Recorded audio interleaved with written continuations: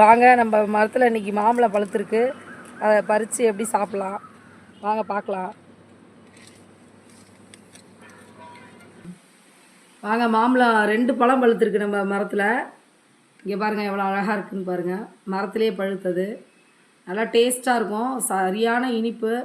இது வந்து அப்படியே சர்க்கரையை கரைச்சி சாப்பிட்ற மாதிரி இருக்கும். இது வந்து ஸ்லைஸ் மாம்பழம்.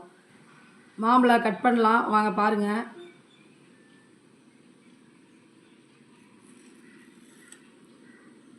கட் பண்ணிட்டேன் பாருங்கள். மாம்பழம் எப்படி இருக்குன்னு பாருங்கள்.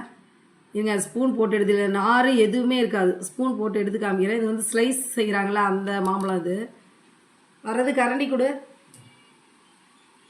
இங்கே பாருங்கள் அழகாக வருது பாருங்கள். சூப்பராக ஸ்லைஸ் பண்ண மாம்பழம் மாதிரி. அப்படியே திருப்பி கட்டுங்க. இங்கே பாருங்கள், திருப்பி காமிக்கிறேன் பாருங்கள். அழகாக இருக்குது பாருங்கள். இது வந்து ஸ்லைஸ் பண்ணுவாங்களே அந்த மாம்பழம். இது நம்ம வீட்டில் காய்ச்சது. அருமையாக இருக்குது பார்க்க. சேனல் இப்போ தான் புதுசாக ஓப்பன் பண்ணியிருக்கேன். பாருங்கள் மாம்பழம் எப்படி இருக்குன்னு. ஃப்ரெண்ட்ஸ், நாங்கள் வந்து இப்போ தான் யூடியூப் வந்து புதுசாக ஓப்பன் பண்ணியிருக்கோம். நீங்கள் வந்து பார்க்குறவங்களாம் ஃபுல்லாக வீடியோவை பாருங்கள். மெயினாக சப்ஸ்கிரைப் பண்ணுங்கள், லைக் பண்ணுங்கள், ஷேர் பண்ணுங்கள், கமெண்ட் பண்ணுங்கள். நான் உங்களையெல்லாம் நம்பி தான் நான் அந்த சேனலே ஆரம்பிச்சிருக்கேன். நீங்கள் பார்த்துட்டு அப்படியே விட்டுட்டு போகக்கூடாது. கண்டிப்பாக நீங்கள் கொஞ்சம் சப்ஸ்கிரைப் பண்ணுங்கள் எனக்காக. மாம்பழம் பாருங்கள் எப்படி இருக்குது பாருங்கள். இவ்வளோ ஒரு நார் எதுவுமே இல்லாமல் இருக்குது.